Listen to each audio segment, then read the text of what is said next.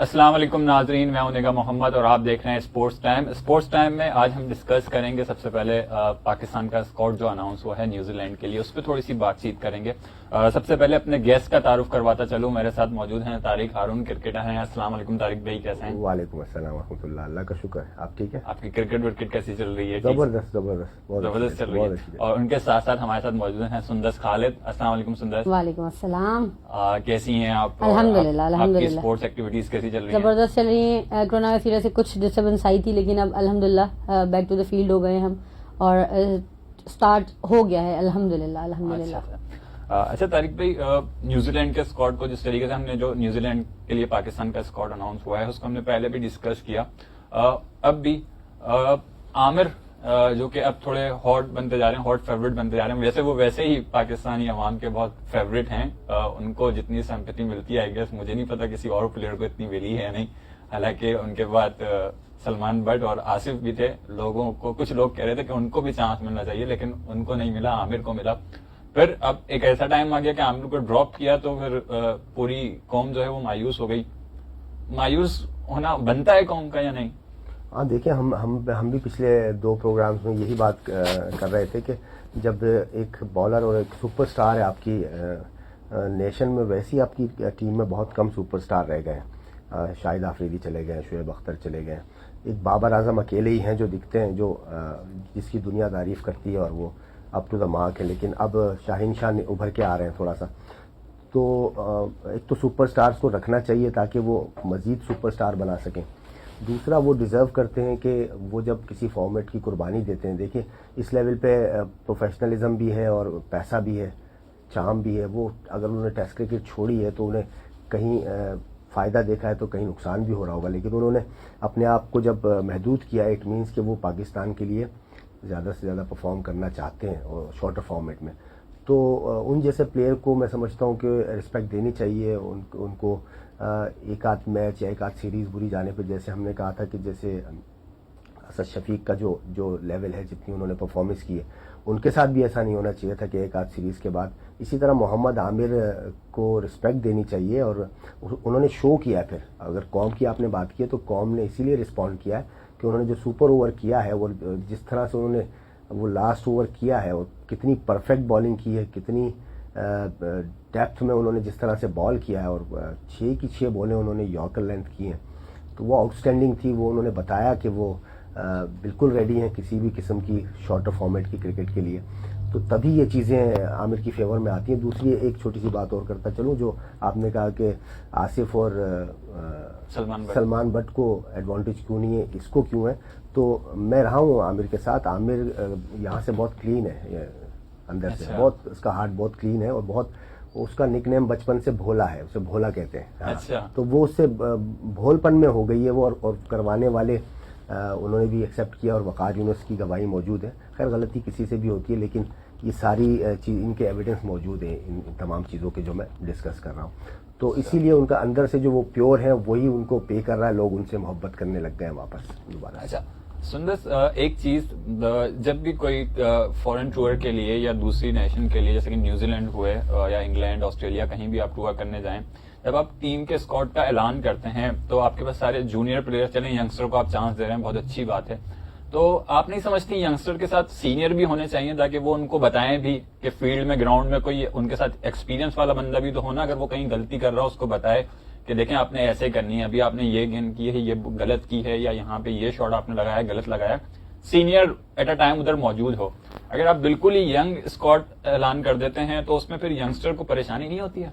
मेरे ख्याल से निगाह, ये तो हर बंदा समझता है कि सीनियर्स के साथ कभी भी ऐसा नहीं हो सकता कि आप सिर्फ जूनियर की टीम को भेज दें और आप उससे वो एक्सपेक्टेशन रखें जो कि आप एक सीनियर, जाहिर सी बात है जहां आप खेलने जा रहे हैं वहां पर डेफिनेटली लोग सीनियर्स भी मौजूद होते हैं।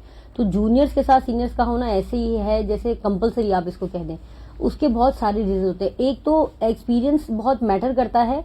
कहीं कहीं पे आपका ना सिर्फ आपकी परफॉर्मेंस, लेकिन परफॉर्मेंस आप सिर्फ परफॉर्मेंस के ऊपर बेस नहीं कर सकते, एक्सपीरियंस बहुत मैटर करता है, जो कि डेफिनेटली आपके सीनियर्स आपके साथ होंगे, आपको गाइडलाइन देते रहेंगे, तो वो आपके उसके साथ हेल्प करेगा। तो डेफिनेटली ऐसा होना चाहिए। और मेरे ख्याल से जो लोग, जब सिलेक्शंस हो रही होती हैं, आई डोंट नो कि ये क्या उनकी अप्रोचेज होती हैं या क्या वो किस सोच के साथ इस तरह का टीम का ऐलान कर देते हैं कि जिसमें आप सीनियर्स के बगैर ही पूरी टीम भेज देंगे। ऐसा नहीं हो सकता। आपको डेफिनेटली टीम के अंदर एक सीनियर रखना चाहिए, चाहे उसकी परफॉर्मेंस लेवल वो ना रहे जो पिछले मैचेस में था।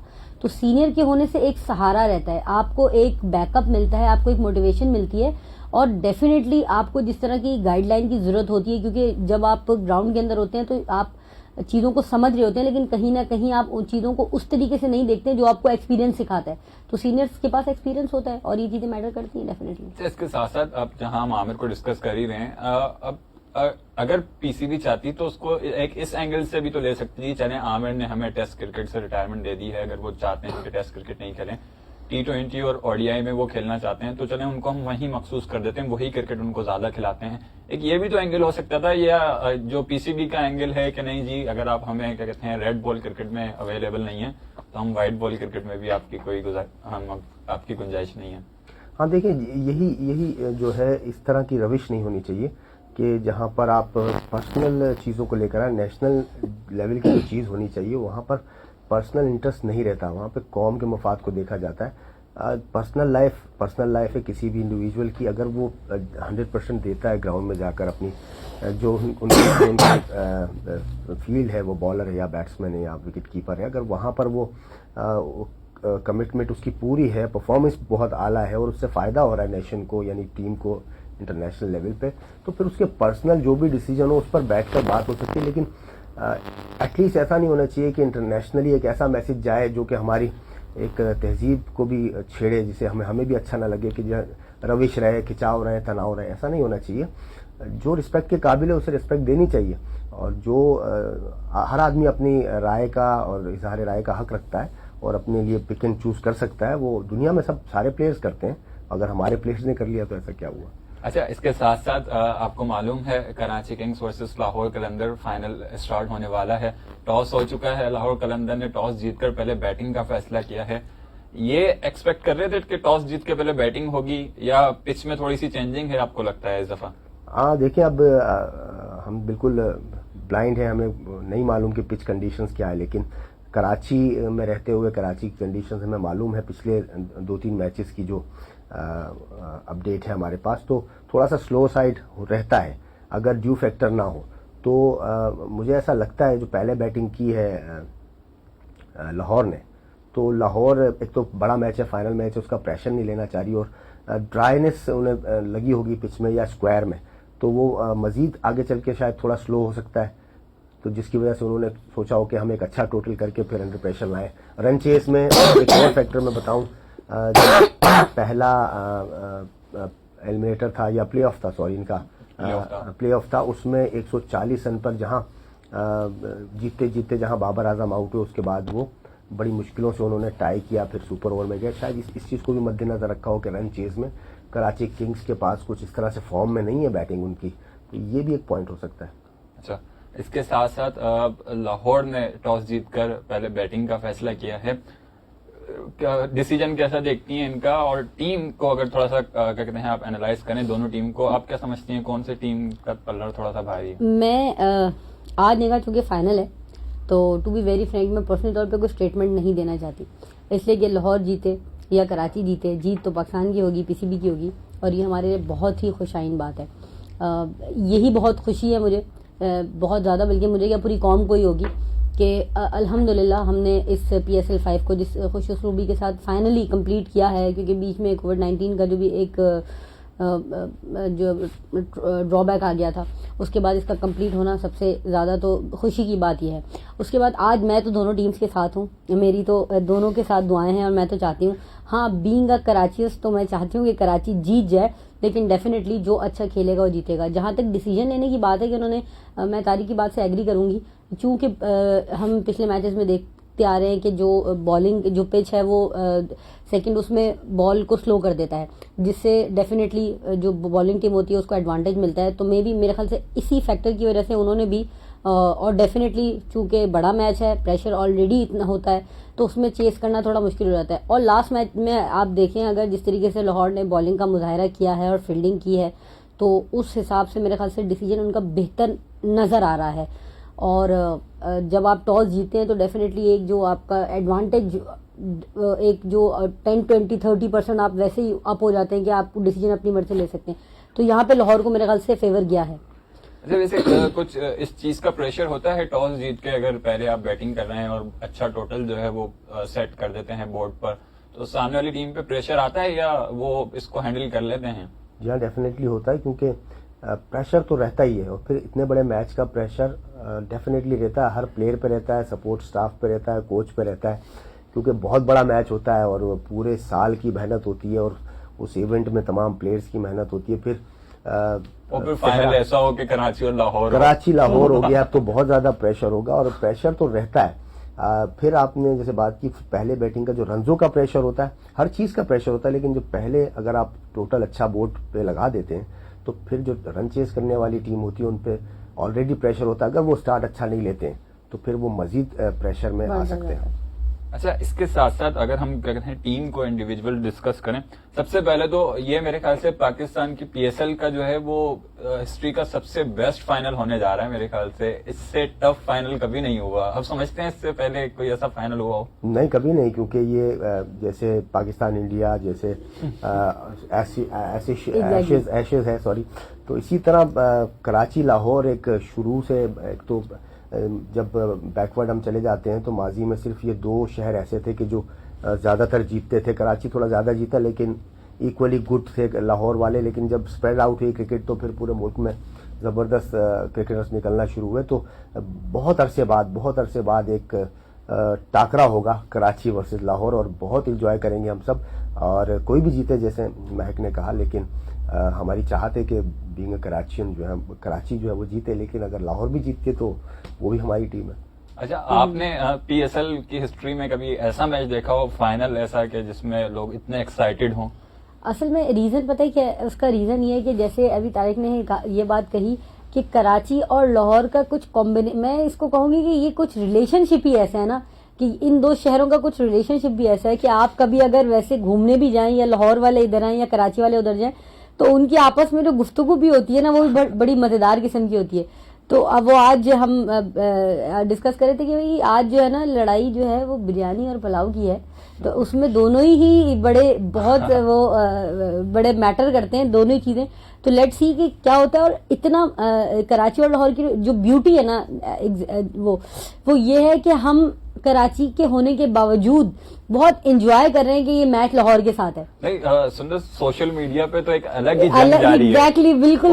तो मतलब के लाहौरीज अलग हैं और कराचीइट्स अलग हैं, और यही तो मजा है ना। एग्जैक्टली, इस तरीके से सपोर्ट कर रहे हैं, हालांकि पता किसी को नहीं है कि मैच में क्या होने वाला है, लेकिन अपनी टीम को इस तरीके से सपोर्ट कर रहे हैं कि बस हमारी टीम ही जीतेगी। एग्जैक्टली, और यही पीएसएल 5 की जो मैं कहती हूँ कि जो कामयाबी है ना हमारी, वो इसी चीज में है कि इस वक्त ऐसा लग रहा है कि मतलब हम भूल गए कि वो हम पाकिस्तानी हैं सारे, हम सब एक हैं। लेकिन इस वक्त तो ऐसा लग रहा है कि दो अलग अलग जो है ना बड़े अगेंस्ट हैं आपस में, और हमने दोनों की बड़ी टक्कर हुई। और जैसे आपने सोशल मीडिया का बताया, तो वहां तो बिल्कुल जब आप वहां जाते तो अलग ही दुनिया बनी हुई है। जितना जोश देखने को मिल रहा है ना, वो बहुत मजे का है। अच्छा तारिक भाई, being a cricketer, as a cricketer, एक ड्रेसिंग रूम में जो क्रिकेटर्स होते हैं वो इस चीज को कैसे डील कर रहे होते हैं जब उनको पता है कि हमारी एक फैन फॉलोइंग जो है इस चीज से ज्यादा है, फिर वो कह रहे हैं कि हमारी इससे ज्यादा है? इसको भी वो लोग सीरियस ले रहे होते हैं या बस वो अपने मैच पे कंसंट्रेट करते हैं सिर्फ? नहीं, बहुत अच्छा क्वेश्चन किया आपने। लेकिन इस लेवल पे जो पीएसएल पे अगर हम देखते हैं बदकिस्मती से, तो सिवाय चंद सपोर्ट स्टाफ के कराची किंग्स में कराची के प्लेयर्स नहीं है, तो वो एलिमेंट जो है मिसिंग है। तो अच्छा। वाकई जज्बे से कराची और लाहौर का मैच हो, ऐसा कुछ नहीं है। लेकिन अगर इतनी हाइप क्रिएट हो गई है तो फिर वो प्लेयर्स, जाहिर है पाकिस्तान सबका है, पूरे सारे शहर सबके, तो फिर वो भी इस चीज को अपने लिए एक अपना बैक ये समझ लें, या अपने आप को बैक करने के लिए इसकी सपोर्ट ले सकते हैं कि हाँ भाई कराची जीतेगा। तो है तो सारे एक जैसे, लेकिन क्या ही अच्छा होता कि अगर कराची किंग्स में चंद प्लेयर्स होते कराची के जो कि हो सकते थे मेरे ख्याल में। अच्छा, होने चाहिए वैसे थे, तो हाँ, होने चाहिए थे। बिल्कुल होने चाहिए थे। और वैसे तो दोनों टीम की हमारी है, पाकिस्तान की है, लेकिन एक कंपटीशन, एक हेल्दी कंपटीशन के लिए जो है वो ये थोड़ी सी जद्दोजहद होती है, थोड़ा सा टाकरा होता है कि नहीं जी हम जीतेंगे, नहीं जी तुम जीतोगे। तो वो एक मेरे ख्याल से तो अच्छा है। अच्छा, दोनों टीम को अगर हम थोड़ा सा डिस्कस कर लें, लाहौर कलंदर क्योंकि पहले बैटिंग कर रही है, इनके अगर बैट्समैन अगर हम डिस्कस कर लें, टॉप 3 फकर जमान है, तमीम इकबाल हैं, फिर उनके बाद सुहेल अख्तर आ जाते हैं, हफीज हैं, बेंड, शुरू के 5। अच्छा, शुरू के 5 में से अभी तक हमने हफीज को थोड़ा देखा है, वो थोड़ी फॉर्म में नजर आ रहे हैं, बाकी तमीम ने भी थोड़े रन किए हैं, और फिर उसके बाद सुहेल अख्तर कैप्टन तो कुछ भी नहीं कर पा रहे हैं। तो आज फाइनल में कैसा देख रहे हैं इनकी बैटिंग लाइन को आप? देखिए, जैसा कि हमने देखा कि पिच थोड़ा सा स्लो साइड है, तो वहाँ पर फ्लुएंट स्ट्रोक नहीं लगते, वहाँ पर फिर देखभाल के जो बैट बॉल का वेट करता है और अपना एक एरिया सेलेक्ट कर लेता है कि इस एरिया में मिलेगी तो मैं उस पर ऑल आउट जाऊंगा, अदरवाइज मैंने एंकर रोल करना है। तो ऐसे बैट्समैन जैसे लाइक बाबर, हफीज, इन लोगों ने परफॉर्म किया हुआ है। तभी लाहौर के बैट्समैन जैसे फ़खर है, इनके स्टाइल को सूट नहीं करता स्लो विकेट, इनको पेस सूट करता है। सुहेल अख्तर है, लास्ट मैच में देखा उन्होंने फ्लिक बहुत आला मारा, लेकिन अगर पिच में थोड़ा जान होता तो वो स्टैंड्स में जाना चाहिए था, लेकिन वो बाउंड्री लाइन पे कैच हो गए। तो या तो प्रोफेशनलिज्म का तकाजा ये है कि ये अपने स्टाइल को चेंज करें वहां पर, अदरवाइज फिर फ्लैट पिच होती है आज अगर, तो फिर इनकी गुड लक है, नहीं तो फिर मेरे हिसाब से तो फिर वही रिजल्ट आएगा, फिर हफीज के ऊपर बर्डन होगा, और या फिर बैट बॉलिंग होती है तो जैसे लास्ट मैचेस में हमने देखी है, फिर वीजे वगैरह या जो इनके पावर हिटर हैं तो वो कुछ रन स्कोर कर सकते हैं। अच्छा, इसी तरीके से अगर एक बैट्समैन है, उसकी नेचर है वो अग्रेसिव खेलता है, अब पिच उसकी इजाजत नहीं देती है, जैसे कि तारिक ने बोला कि नॉर्मली आपने जब आपको पता पिच को आपने रीड कर लिया है, यहाँ पे अगर आप एग्रेसिव खेलेंगे, लंबे शॉट आप नहीं मार सकते, बॉल नहीं जाएगी, वो पिच आपको इजाजत नहीं देगी, तो वहां पे फिर आपको पिच की कंडीशन में ढलना चाहिए, या आप सिर्फ अग्रेसिव ही खेलेंगे तो काम चल जाएगा? देखिए निगाह, डेफिनेटली सी बात है कि एक अच्छा प्लेयर हमें किसे कहेंगे? एक अच्छा प्लेयर हम उसे ही कहेंगे जो सिचुएशन को देखकर उस हिसाब से अपनी स्ट्रेटजीज बनाता है, अपनी टेक्निक्स चेंज करता है। अगर आप अग्रेसिव हैं और आप पिच को बिल्कुल नहीं देख रहे हैं और आप अग्रेसिव खेल रहे हैं और आप आउट हो रहे हैं, तो फिर तो ये आपका गेम जीरो हो गया ना। डेफिनेटली आप अपनी टेक्निक्स चेंज करेंगे, आपको डेफिनेटली पिच को देखना है, आपको देखना है कि बॉल किस तरीके से आपको फ्लैट पे मिल रही है या आपको स्लो पे आ रही है, तो डेफिनेटली आपको, और मेरे ख्याल से इतने बड़े मैच के अंदर आप इतनी बड़ी बेवकूफ़ी नहीं कर सकते कि आप अपने स्टाइल को कंटिन्यू रखें, क्योंकि इसका आपको रिजल्ट डेफिनेटली मिलेगा। और इतने बड़े मैच के अंदर मैं ये समझती हूँ कि हमारे पास चूंकि हम T20 के फॉर्म पे हैं, तो इसमें हमारे समटाइम्स हमने ये देखा है, माजी के अंदर हम ये देखते रहे कि अगर आपका स्टार्ट अच्छा नहीं भी होता और कोई भी प्लेयर किसी भी नंबर पे आके अकलमंदाना गेम स्टार्ट कर देता है, तो आप वो अपना टारगेट चेस कर लेते हैं जो आपने एक बनाया होता है, और हम ये माजी में देख चुके हैं। तो मेरे ख्याल से इतने बड़े मैच के अंदर आई वाज नॉट एक्सपेक्टिंग कि आप एक अच्छे प्लेयर होने हैं और उसके बावजूद आप अपना गेम स्टाइल चेंज ना करें सिचुएशन के हिसाब से। इसके साथ साथ पिच आपको इतनी तो इजाजत दे देती है, 1-2 तो आपके पास बैट बॉल आ जाते हैं ओवर में, चलें एक ओवर में नहीं आएगा, नेक्स्ट ओवर में आ जाएगा, तो यहाँ तक तो आपके पास गुंजाइश होती है, आप ऐसा कर सकते हैं। लेकिन अगर आप किसी ऐसी गेंद पे हिट करें जहां पे आपको लगता है कि ये, जब वो आउट होने के बाद आपको लगता है कि ये गलत गेंद थी, तो ये पहले भी बंदे को पता होता है? गेस देखिए, ये जो मैं कहूँगा जहाँ पर कॉज है, कॉज उनकी थॉट्स में होता है, क्योंकि वो दिमाग का गेम है क्रिकेट। 95% जो है वो मेंटल अप्रोच और माइंडसेट का गेम होता है। तो ऐसे प्लेयर्स जो कि पक्के हो चुके होते हैं अपनी टेक्निक में और अपने उनका स्टाइल जो होता है खेलने का, वो अब अपनी प्रैक्टिस भी इसी तरह की करते हैं। वो, हाँ, इससे कोई दो राय नहीं, अगर वो हार्ड वर्क करें ऑफ सीजन या जब उन्हें मौका मिले कि वो अपनी टेक्निक पे काम तो कर सकते हैं। ऐसा नहीं है कि एक मर्तबा यानी एक आदमी अपना स्टाइल ना बदल सके, वो यहाँ से होगा। जब यहाँ से वो थिंक करेंगे तो वो ऑन दी स्पॉट हो जाएगा। और देखिए, जैसे महक ने बात की, मैं उसको थोड़ा सा आगे बढ़ाता चलूँ कि ऑर्डिनरी और एक्स्ट्रा ऑर्डिनरी में डिफरेंस यही है कि एक्स्ट्रा ऑर्डिनरी जो है उसमें ये सारी क्वालिटीज होती हैं कि वो कंडीशंस के हिसाब से अपने आप को ढाल देता है, उसमें अपनी टेक्निक को चेंज करता है, अपने स्टाइल को चेंज करता है। और ऑर्डिनरी फिर वो मोहताज रहता है कंडीशंस का। तो यही डिफरेंस है एक्स्ट्रा ऑर्डिनरी और ऑर्डिनरी में। और यहाँ पे मैं एक एडिशन भी करूंगी कि निगाह, कभी भी कोई बैट्समैन जो होता है वो शॉट इसलिए नहीं खेलता कि वो आउट हो जाए। डेफिनेटली कहीं ना कहीं वो लैक होता है, कहीं ना कहीं वो मिसिंग कर जाता है, और it's a part of game. आप ना चाहते हुए भी ऐसा शॉट खेल देते हैं जो आपको पवेलियन की तरफ वापस भिजवा देता है। लेकिन एफर्ट्स और वही टेक, जैसे तारिक ने कहा कि आप अपने ऑफ सीजन में आप अपनी टेक्निक्स पे किस तरह काम करते हैं, आप कितनी एफर्ट करते हैं अपने गेम को इम्प्रूव करने की, वो डेफिनेटली जब वो रिजल्ट का टाइम आता है वो वहाँ शो होता है, उस वक्त नजर आएगी वो चीज। अच्छा, इसके साथ साथ पर अब जब ये हमने क्या कहते हैं बैटिंग डिस्कस की लाहौर कलंदर की, तो इसके बाद फिर कराची किंग्स की बॉलिंग भी हम देख लेते हैं। अच्छा, कराची किंग्स ने एक चेंज किया है जो कि बहुत मुझे तो बहुत अमेजिंग लगा कि ये कैसे हो सकता है। वैन पार्नेल को बिठाया और उसकी जगह उमैद आसिफ को खिलाया है। फास्ट बॉलर हैं और पीएसएल में अच्छा परफॉर्म भी कर चुके हैं उमैद आसिफ, और फिर इसके साथ आमिर वक्कास तो इनके पास हैं ही दोनों लेफ्ट आर्म। बॉलिंग कैसी है? वैन पार्नेल क्योंकि इतना परफॉर्म नहीं कर रहे थे, उनकी जगह अगर आसिफ को इंक्लूड किया है तो सही डिसीजन है। मेरे ख्याल में गुड डिसीजन हो सकता है, क्योंकि ट्रैक रिकॉर्ड बहुत अच्छा है उमैद आसिफ का, और बड़े मैचेस का तो बहुत ही अच्छा है। जो मैचेस इस तरह के होते हैं वो अंडर प्रेशर नहीं आते, एंजॉय करते हैं अपनी क्रिकेट को। फील्डर भी बहुत अच्छे हैं, और मैं समझता हूँ उनके पास जो वैरायटीज़ हैं वो स्लो वन अच्छा करते हैं। हाइट की वजह से थोड़ा सा एक्स्ट्रा बाउंस भी मिलता है उनको, और अगर पिच में ज़रा सी भी सपोर्ट हुई तो वो आज जो है परफॉर्मर हो सकते हैं मेरे ख्याल से।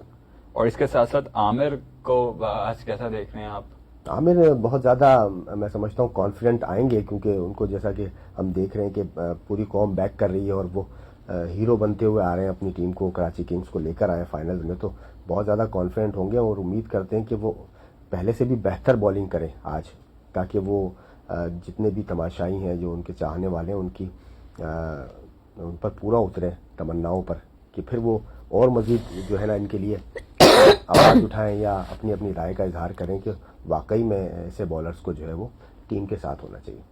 अच्छा, क्या कहते हैं सुंदस, आपसे भी कराची किंग्स की बॉलिंग जो है वो थ्रू आउट द टूर्नामेंट उनको कई जगहों पे सपोर्ट करती हुई आई है, कई अच्छी परफॉर्मेंसेस दी हैं उन्होंने। जिस तरीके से प्ले ऑफ का पहला मैच जो था क्या कहते हैं एलिमिनेटर का, उसमें मुल्तान सुल्तान को काफी कम टोटल पे आउट कर दिया। आज भी ऐसा लग रहा है कि ऐसा ही कुछ होगा, लो स्कोरिंग मैच होगा, या मेरे ख्याल से कराची किंग्स को कोशिश तो यही करनी चाहिए कि लो स्कोरिंग मैच हो, क्योंकि जैसे स्टार्टिंग में हमने बात की कि अगर टारगेट आपको ज्यादा मिल जाता है तो डेफिनेटली प्रेशर तो आपके ऊपर मैच का भी है, फाइनल का भी है, लाहौर और कराची का मैच है, इसका भी प्रेशर है। अगर खुदा ना खास्ता आपको टारगेट भी बड़ा मिल जाता है तो ये प्रेशर बहुत बिल्ड कर जाएगा। तो मेरे ख्याल से तो आपके पास बहुत जबरदस्त बॉलर्स हैं और डेफिनेटली आपका टारगेट यही होना चाहिए कि आप जितना लो पे इस टीम को गिरा सकें। मेरे ख्याल से आधी जीत तो आपकी वहीं पे हो जाएगी और प्रेशर बहुत अच्छा से आप रिलीज कर सकेंगे। अच्छा, इसके साथ साथ आज के मैच का जो एक मुझे जो सबसे अच्छा आंसर लग रहा है वो है शाहिन शाह अफरीदी वर्सेस बाबर आजम। एक टॉप स्कोरर हैं लीग के और एक टॉप विकेट टेकर हैं लीग के, तो कैसा देख रहे हैं दोनों का कंपटीशन जब सामने आएंगे? जाहिर सी बात है वो ओपनर आते हैं ना, ओपनर ही तो वन डाउन आ जाएंगे बाबर आजम, शाहिन शाह अफरीदी भी उन्हें मिल ही जाएंगे, तो किस तरीके का होगा जी? ये देखें, ये आपने बहुत ही टू द पॉइंट बात की है। जो इस मैच की सबसे ब्यूटी होगी वो यही होगी कि टॉप बॉलर और टॉप बैट्समैन, लेकिन दोनों साथ खेलते हैं, एक ही टीम में खेलते हैं, प्रैक्टिसेस भी साथ करते हैं। तो अब इनका गेम जो मैच रह जाएगा वो सिर्फ आपसी मेंटालिटी का रह जाएगा कि कहाँ बाबर जो है वो पेशेंस को रखते हैं और कहाँ पर शाहीन जो है वो इन्हें उकसाते हैं कि कोई गलत शॉट खेले, क्योंकि बाबर की टेक्निक बहुत उम्दा है, वो इतना आसान नहीं है बाबर आजम और को। मजे की बात यह है कि बाबर पेशेंस वाले हैं और शाहीन अग्रेसिव हैं, तो ये जो दो चीजें आपस में मिलेंगी ना, ये देखने की मजेदारी होगी। क्योंकि शाहीन को नॉर्मली आप देखें तो वो ना सिर्फ अग्रेसिव बॉलिंग करते हैं बल्कि वो बॉलिंग करने के बाद सामने वाले को उकसाते भी हैं कि कम ऑन मेरे साथ जरा आओ ना, दो हाथ करें। और बाबर को अगर आप देखें तो वो इन चीजों को बहुत स्मूथली जो हैंडल करते हैं। तो लेट्स सी के देखें आज क्या होता है, मजेदार तो चीज होगी नो डाउट। और इसी तरीके से अगर हम बाबर को देखें तो हम अगर शाहीन को देखें, उनकी यॉर्कर शुरू में बड़ी टफ चल रही हैं आजकल, तो ये बाबर कंट्रोल कर पाएंगे? लेकिन जिस तरह का उनका यॉर्कर होता है तो उससे अवॉइड करना पड़ेगा बाबर को, क्योंकि वो जब इतना लेट स्विंग होता है, फिर नया बॉल होने की वजह से बहुत क्विक मूवमेंट होती है। एक तो लेट स्विंग होता है, लेकिन जैसा मैंने कहा कि ये नेट्स पे एक दूसरे को फेस कर चुके हुए हैं, तो बाबर लाजमन मुहतात रहेंगे इन पर। और जैसा कि हमने पहले महक ने भी कहा, मैंने भी कहा कि वो उकसाने की कोशिश करेंगे कि उन्हें स्लैजिंग करके कुछ मेंटली तौर पे डिस्टर्ब करके वो उनको ट्रैक से उतारें और पैडों पे बॉल मारें या यॉर्कर करके जो है वो बोल्ड आउट करने की कोशिश करें। तो बहुत अच्छा कंपटीशन, जो मैच की जो जान होगी वो यही होगा कि बाबर आजम वर्सेस शाहीन। अच्छा, यहाँ पे हमने सोशल मीडिया पे भी देखा बड़ी जंग चल रही है दोनों के ही लिए। एक टीम जो है वो टीम लाहौर जो है वो शाहीन को बैक कर रही है और टीम कराची जो है वो बाबर को बैक कर रही है। तो किस तरीके का कंपटीशन किस तरीके का होगा, बैलेंस होगा या कोई मार्जिन ले जाएगा कोई प्लेयर आपको लगता है? मेरे ख्याल से अगर बैलेंस होगा मजा तभी आएगा, अगर शुरू से कोई मार्जिन ले जाएगा तो वो मजेदारी नहीं रहेगी गेम में। और शाहीन को जैसे मैंने एक्सप्लेन किया कि वो एग्रेसिव हैं, Babar is a very good defensive batsman. अगर वो शाहीन को हैंडल कर पाते हैं अच्छे तरीके से और शाहीन उनको डिस्टर्ब नहीं कर पाते तो मेरे ख्याल से ये शाहीन के लिए भी परेशान कुन बात होगी, क्योंकि कहीं ना कहीं मुझे ऐसा लगता है कि बाबर अगर शाहीन, और डेफिनेटली मेरे ख्याल से कैप्टन ये डिसीजन लेंगे कि बाबर के सामने वो शाहीन को लेकर आएंगे, तो अगर तो शाहीन उनको डिस्टर्ब कर पाते हैं तो मेरे ख्याल से ये कुछ थोड़ी सी जो मजेदार जो हम चाह रहे हैं ना कि वो गेम के अंदर जो मिर्च मसाला जो हो जाएगा वो हो जाएगा।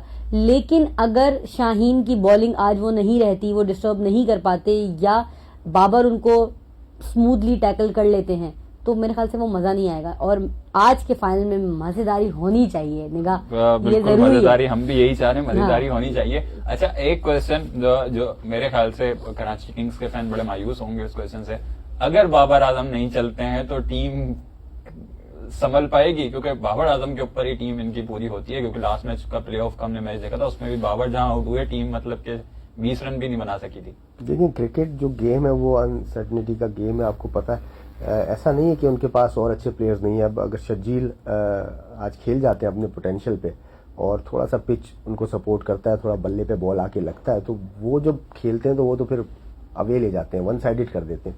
फिर ऐसे बैट्समैन हैं, उनमें कुछ फॉरनर्स हैं और कुछ अपने हैं। इफ्तिखार डाउन दी ऑर्डर अच्छा कर सकते हैं, इमाद वसीम फॉर्म में है।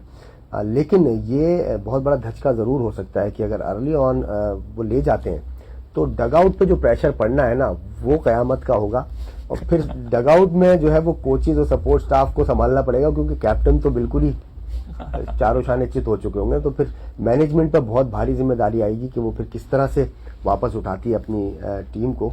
तो इस तरह से कुछ हो जाएगा अगर ऐसा इनके पास दूसरे जो एलेक्स हेल्स हैं वो भी काफी अच्छी बैटिंग कर लेते हैं और काफी माने हुए प्लेयर हैं इंग्लैंड के, वो भी थोड़ा सा कर सकते हैं। लेकिन उन्होंने लास्ट टाइम हमने देखा था मुल्तान सुल्तान के खिलाफ थोड़ा उन्होंने रन किए थे, लेकिन उस लेवल के नहीं कर पाए जैसे बाबर आजम करते हैं। तो वो भी थोड़ा सा सहारा देंगे एलेक्स हेल। जैसा मैंने कहा कि वो एलेक्स हेल भी कोई ऐसे वर्ल्ड क्लास प्लेयर तो है नहीं, लेकिन टैलेंटेड जरूर है। वर्ल्ड क्लास मैंने क्या कहा कि नहीं, एक्स्ट्रा ऑर्डिनरी और ऑर्डिनरी का जो डिफरेंस है, तो वो जब कंडीशंस थोड़ी सी बदलती हैं, एक तो उनकी हाइट बहुत ज्यादा है, फिर बाउंसी ट्रैक और थोड़ा सा बॉल तेज आए ऑफ द विकेट, तो वहां उनकी परफॉर्मेंसेस हमने देखी, वो बड़े लंबे लंबे छक्के मारते हैं। लेकिन जब सब कॉन्टिनेंट आता है तो यहाँ पर खास तौर पर बहुत कम ऐसा होता है कि जहां पर बॉल रुक कर आए। जब रुक कर आती है तो फिर वहां पर मास्टर क्लास चाहिए। वहां पर फिर ऐसा नहीं है कि आप अगर अच्छे हैं तो अच्छा कर जाएंगे, फिर वहां पर बहुत ज्यादा संभल कर और फीट को यूज करना, आगे जाके खेलना, पीछे जाके खेलना और एरियाज को जो है वो आपने पिक एंड चूज करना होता है। तो बहुत बहुत क्लास चाहिए यहाँ पर। अच्छा, यहाँ पे लाहौर कलंदर के एक और बॉलर हैं जो कि लास्ट मैच में भी काफी फेमस हुए, हारिस रऊफ। जिस तरीके से उन्होंने लाला को बोल्ड मारा और फिर हाथ जोड़ के माफी मांग रहे थे, नो डाउट हारिस भी काफी इम्प्रूव करते जा रहे हैं अपनी बॉलिंग में। आज के मैच में उनको कैसा देखते हैं आप? देखिए निगाह, हमने उनके पिछले मैच में उन्हें रन्स पड़े थे बिल्कुल, और फिर हमने डिस्कस किया था, आपने कहा था कमबैक करेंगे, मैंने कहा डेफिनेटली करेंगे। उनके पास सारी इंग्रेडिएंट्स मौजूद हैं जो कि एक अच्छे बॉलर में होने चाहिए। मिस्टेक कर गए, मिस्टेक्स होती है, मिस्टेक से आदमी अपने आप को जो है वो आगे लेकर चलता है और मजीद बेहतर होता है। अच्छा, फाइनल कमेंट्स, आपके ख्याल में कौन जीत रहा है आज का मैच? देखिए, मेरे ख्याल में जो है ना ख्याल में तो लाहौर जीत रहा है, लेकिन मैं चाहता हूं कि कराची जीते। वो नहीं मतलब कि आप लाहौर को ही सपोर्ट कर रहे हैं आप? नॉट एट ऑल, ऐसा नहीं। मेरी भी एक ख्वाहिश है कि डेफिनेटली एज अ कराची तो कराची जीते। हाँ, लेकिन मुझे ऐसा लगता है कि गेम काफी टफ होगा। कराची को जीतने के लिए बहुत मेहनत करनी पड़ेगी। जैसे तारिक ने बोला, उनकी बैटिंग लाइनअप उतनी स्ट्रांग नहीं चल रही है, वो उस तरीके से परफॉर्मेंस नहीं दे रही है जैसे उनको देनी चाहिए। तो आज का मैच, अब जैसे आपने भी बात की कि अगर बाबर आजम नहीं चलता है, मेरे ख्याल से यही वो प्लेटफॉर्म्स होते हैं जहां कि आप नया स्टार आपको मिलता है। अगर एक प्लेयर ये समझे कि जो ऑलरेडी स्टार है वो काम नहीं कर परफॉर्म नहीं कर पाता है, तो दिस इज द टाइम कि आप बता सकें कौम को, पूरी दुनिया को कि यू आर अ स्टार, और वहां पे आप परफॉर्म करें। तो मेरे ख्याल से आज हमें नए स्टार्स मिलने चाहिए, आज के मैच में हमें नए सितारे दिखने चाहिए, हमें पता लगना चाहिए कि हमारे पास और भी चंद सितारे हैं उन चंद नामों के अलावा। बेहतरीन ये मौका होता है आपके पास। चलें, आप दोनों का बहुत बहुत शुक्रिया, आप लोग हमारे प्रोग्राम का हिस्सा बने। Thank you so much. नाजरीन, मैच चल रहा है कराची किंग्स वर्सेस लाहौर कलंदर का। होप करते हैं कि थोड़ा एक्साइटेड थ्रिलिंग वाला मैच हो और जो टीम अच्छा परफॉर्म करे वो जीते। दोनों टीम हमारी हैं, पाकिस्तान की हैं, लेकिन एक हेल्दी कंपटीशन की वजह से अगर कोई दो ग्रुप सपोर्ट कर रहे हैं, कराची वाले लाहौर वाले, तो ये अच्छी चीज है, सपोर्ट करें अपनी टीम को। लेकिन एट दी एंड टीम हमारी जीतेगी, चाहे वो लाहौर हो या कराची हो, और मैं कराची को सपोर्ट कर रहा हूँ। इंशाल्लाह कराची जीतेगी। आज तक के लिए इतना ही, नेक्स्ट प्रोग्राम में फिर आपसे मुलाकात होगी। जब तक के लिए अल्लाह हाफिज।